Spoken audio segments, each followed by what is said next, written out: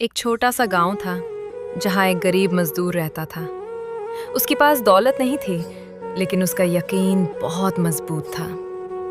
روز فجر کے بعد وہ اپنے رب کے سامنے ہاتھ اٹھاتا اور صرف ایک دعا کرتا: یا اللہ، حلال رزق دینا، کم ہو یا زیادہ، بس حرام سے بچا لینا۔ ایک دن اسے شہر میں کام مل گیا، مال اٹھانے کا۔ محنت زیادہ تھی، لیکن نیت صاف تھی۔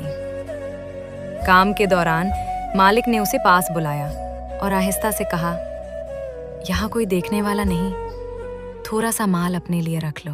آپ صحیح کہہ رہے ہیں، یہاں کوئی انسان نہیں، لیکن میرا اللہ مجھے دیکھ رہا ہے۔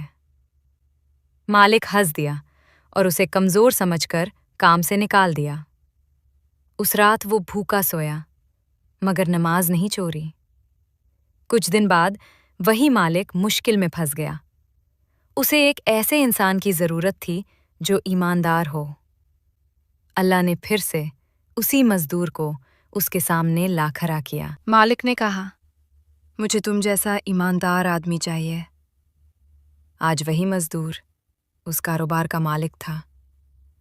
یاد رکھیے، جو اللہ کے لیے چھوڑ دیتا ہے، اللہ اسے کہیں بہتر عطا کرتا ہے۔